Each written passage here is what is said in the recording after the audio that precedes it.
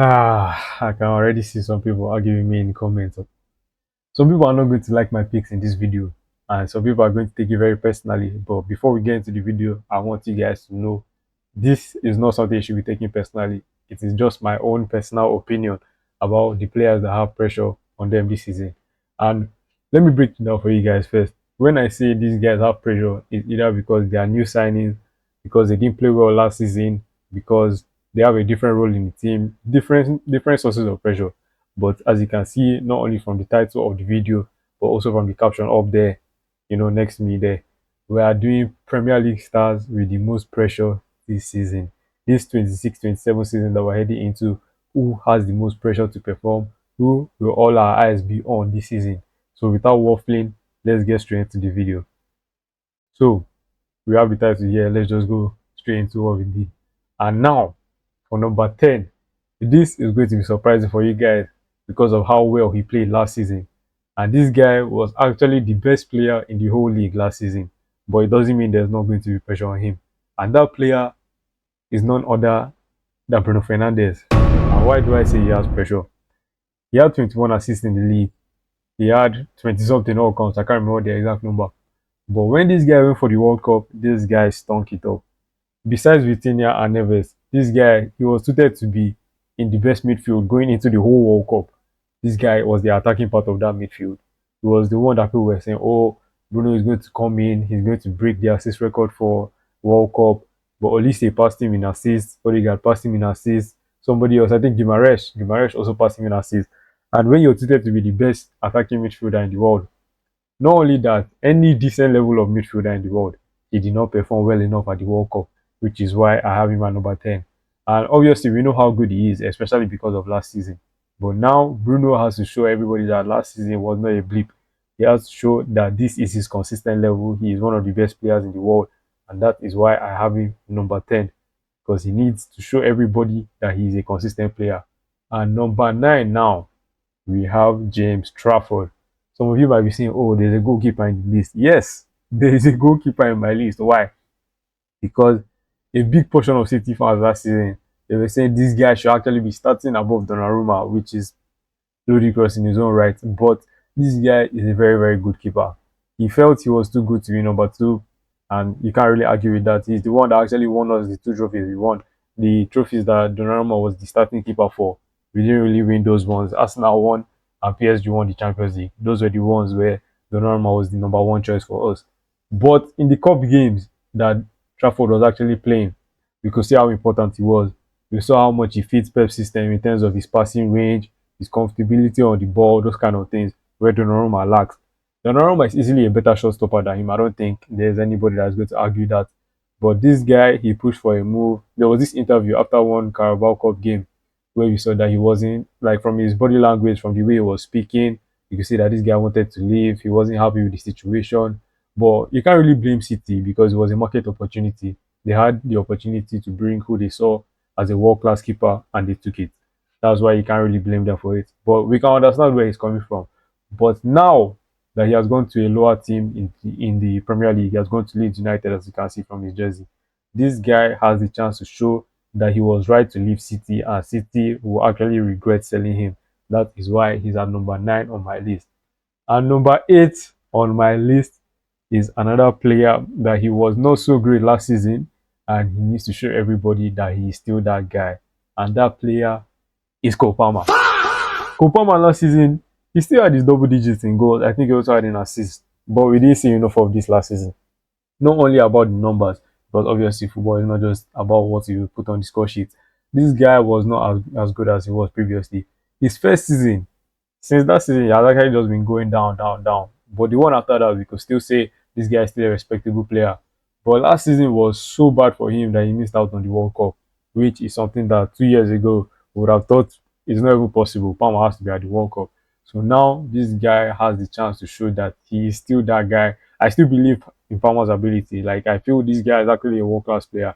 He's basically Chelsea's best player, either him or Caicedo. So if he locks in this season, we will see the best of him again. So the next player that we have on the list is Martin Odegaard. Why is Odegaard here? Odegaard's team won the Premier League last season, Was Odegaard a big part of it? No, he was not.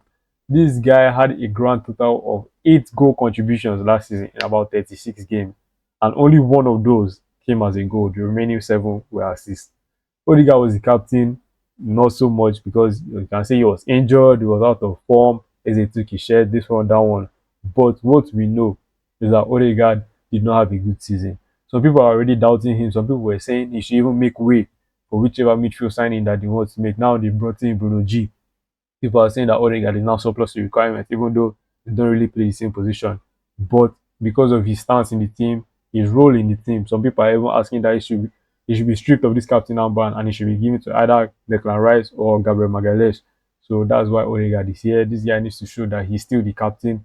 He's not surplus to requirements because this guy is not even old. He was born in 1998, so that means how old is he? He's just about 27, 28 years old, depending on whichever month he was born in. So that's why he's here in the list. And the next player is a new signing for Man City. 116 million this guy was bought for. And this guy has no breathing space in terms of, oh, he's new to the team, this one, that one. No. This guy has to hit the ground running from game one, because you can't spend 100 plus million on a player and then you're giving them leeway like that. This is not Jack Grealish. Nobody wants to see another Jack Grealish situation. And this guy is young, so thankfully he actually has enough time in terms of like years that he can be good at City. So if he hits the ground running for City, it will be very good not only for them but for him as well. But there's a lot of pressure on him. And why do I say so? Because Rodri might be leaving this season. And if Rodri leaves, we know how bad that's going to be for City. And when he leaves, City needs somebody that's going to be able to control the midfield, dictate play, make those forward passes. You get what I'm trying to say? Play with the number 10, play with the wingers, play with the strikers. We just need somebody that's going to be there. And especially now that it's more or less confirmed that Roger is actually going to, I think it's Barca now. The guy doesn't even know what he wants at this point. But anyway, now that Roger is going, we need a midfielder more than ever to come in and do the work for us. And another English player that also has pressure on him is Morgan Rogers. This guy was bought for 1 million more than Elliot Anderson was, and he is now the most expensive English player in the history of football. I think he's in top 5 most expensive players, full stop. So now this guy has enormous pressure on him. And the thing about all these 100 million signings is that they usually don't ask for these prices, but at the same time, you still have to show your worth. He is a typical 10 plus goals, 10 plus assists player. But now that Chelsea, they are not playing any competitions outside the Premier League and obviously the domestic cups, this guy needs to help them go back to the Champions League and maybe even challenge for the title. Who knows? But Morgan Rogers, he has to show Chelsea that the money that they spent, it is going to be well invested going into this season. He's still a young player. I think he's not up to 24 if I'm not mistaken.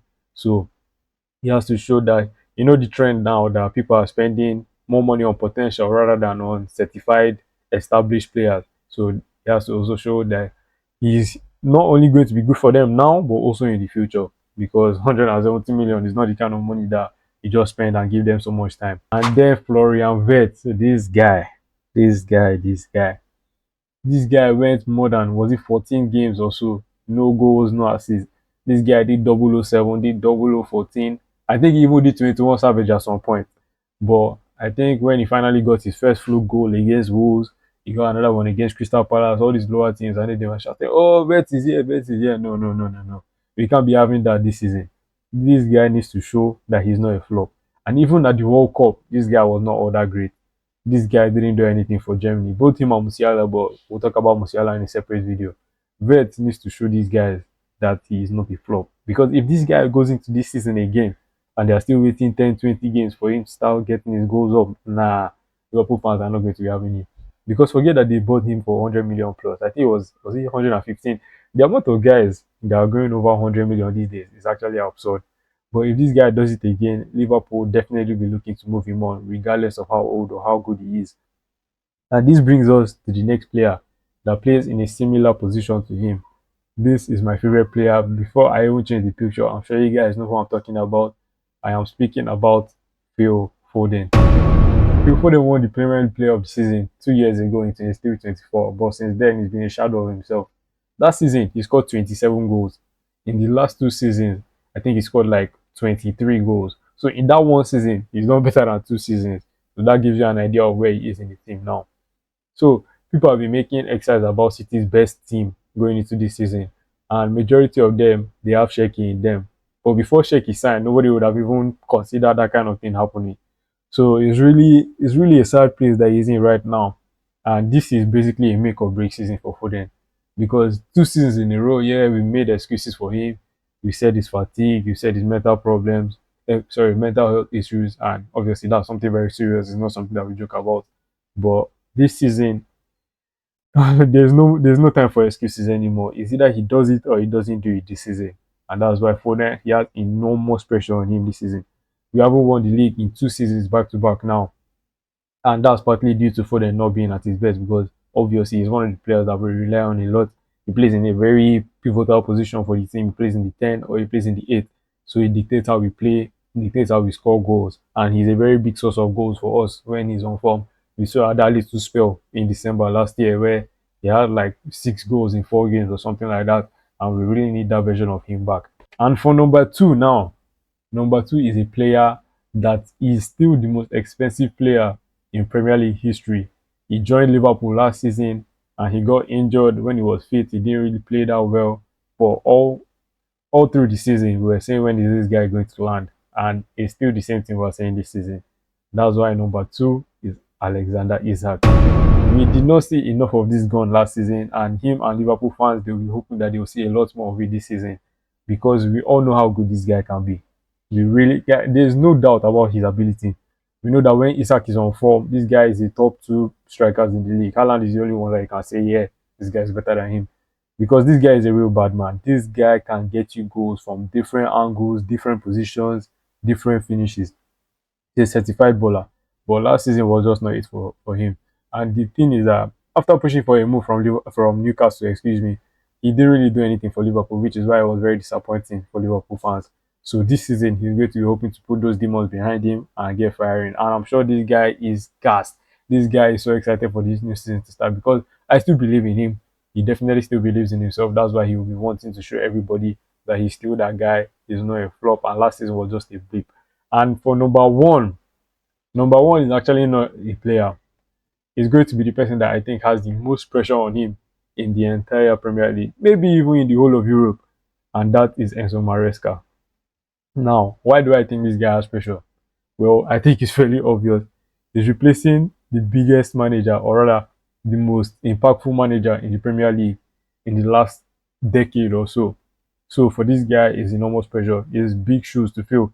Nobody can do what Pep Guardiola did, but at the same time, we still need him to put up a respectable fight against Arsenal. Obviously, maybe Liverpool, maybe Chelsea, the likes of Man United. So that's why he's here. This guy has to show everybody that he's not just a Pep lookalike. He's actually able to do what Pep was doing. We don't expect him to win. I personally don't expect him to win the league in his first try. But if he doesn't, it will be a good show. But the least that we expect from him, win one of the trophies, challenge for the Premier League, go decently far enough in the what's it called in the Champion League. So that's why Enzo Maresca is here. But yeah, that was my list. Those are the 10 PL stars. I didn't say players, and I wanted you guys to notice that I didn't say players for a reason. But these are the 10 PL stars that have the most pressure on them to deliver this season. Make sure you like this video, subscribe to the channel. We're almost at 100. I think it's just like 6 subscribers more, and we're going to reach 100. So you guys should just help me reach that. But yeah, like, share, subscribe, all that nice stuff, and I'll see you guys in the next video. Peace.